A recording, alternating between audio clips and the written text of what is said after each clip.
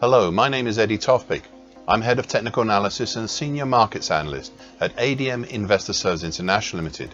And here's your weekly technical analysis of Paris Rapeseed, Winnipeg Canola and Malaysian palm oil markets. Paris Rapeseed. The pleasure here in this daily chart is over. Or is it?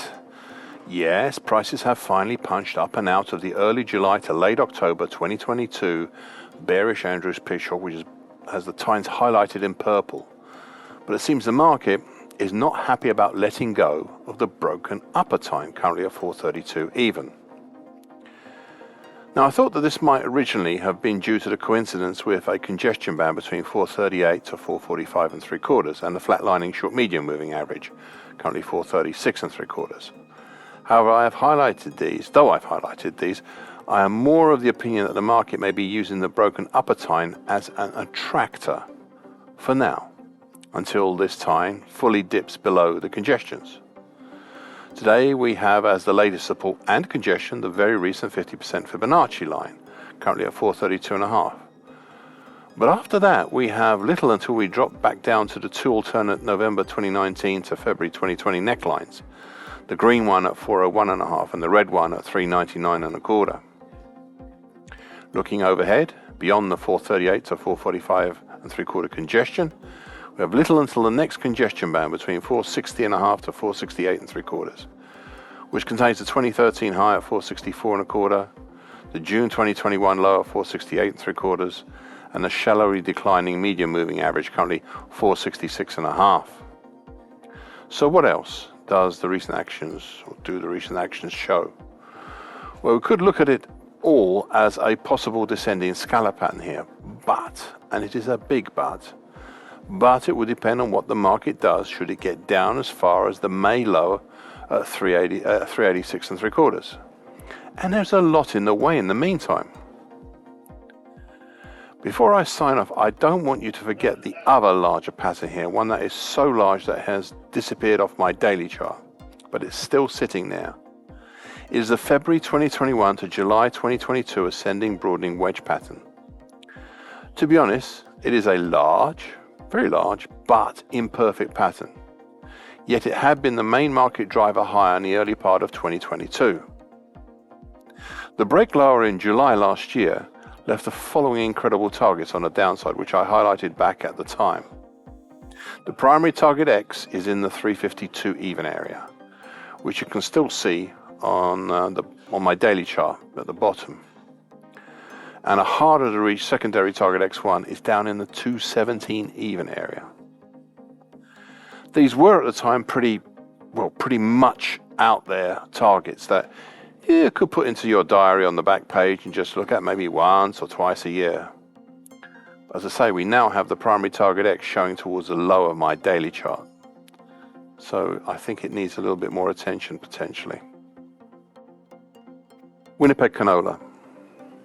The drop over May, down through the 2021 low at 629.5 back 4 weeks ago, saw a recovery back up through the June 2021 low at 655.90, over the combination of declining short medium moving average, currently 696.30, and the old July 2008 high at 710.80, which is the gateway to congestion seen throughout March, April, and May, stretching up to the July 2021 low at 761.90, and which has within it the declining medium moving average, currently 734.30, and is within this congestion just under the declining medium moving average that the rally finally halted and pulled back down a little.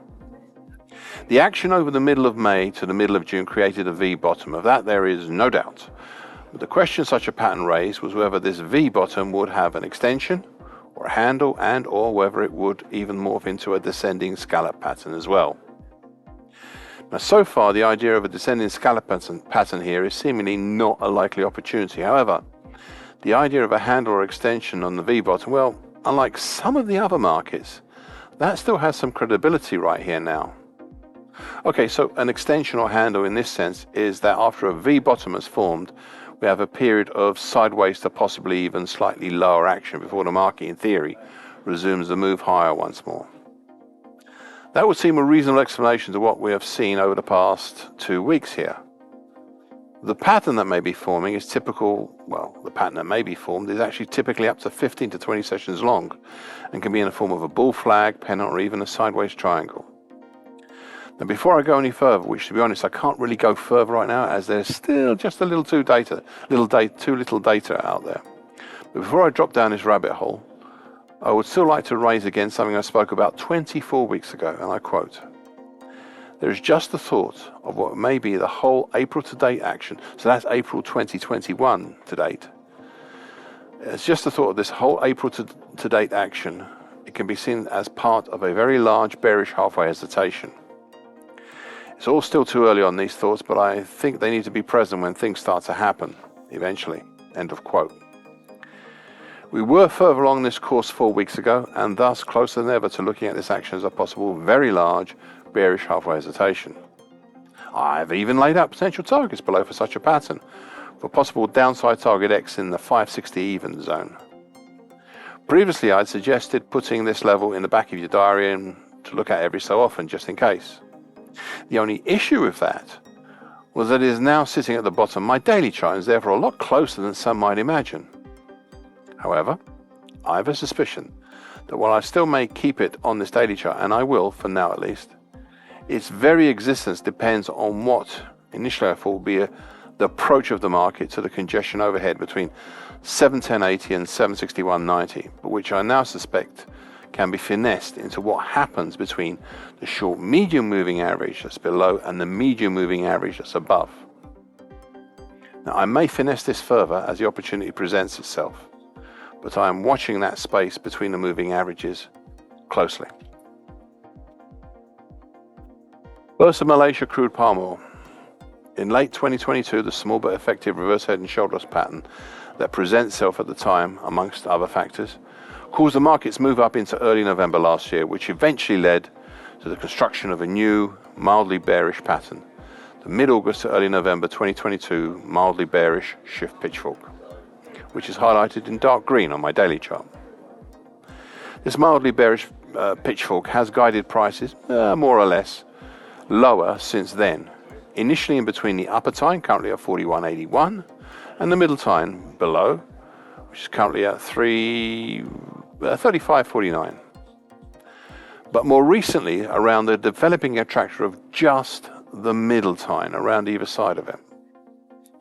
The island top back in early May led to the latest drop in prices, as we had a lower high in early May than in April and also in March. And if we take the high from 2 weeks ago, we've even had a lower one there. As for this week's high, yes, it is lower too, but by the minimum amount possible. Anyway, prices in moving down from this island top overshot on the downside, dropping down through the June 2021 low at 33.26, and even the January 2021 low at 32.51, but not down as far as the interesting past price action back in November 2020 of a gap between 31.65 to 31.88. Now this gap was partially filled back in September last year, but it's still an open gap, if smaller.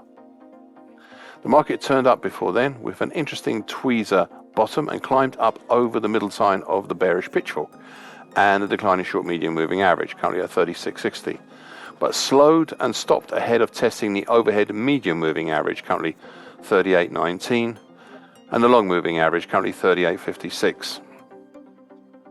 In the process, specifically over the extended weekend of the 16th to 19th of June, the market made a 2-day tweezer top, causing prices to turn around and fall. However, the fall was, surprisingly, not that far. Only as far as the 50% Fibonacci line at 35.17 of the late May to mid-June move higher, reinforced by the middle time of the bearish shift pitchfork. So what now? Well, last week I suspected it would very much depend on what happened at the combination of the declining middle time and the very, very recent 50% Fibonacci, and I still think that is true.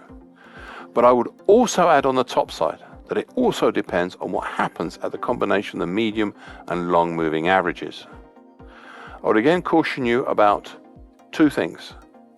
Firstly, beware of false breaks.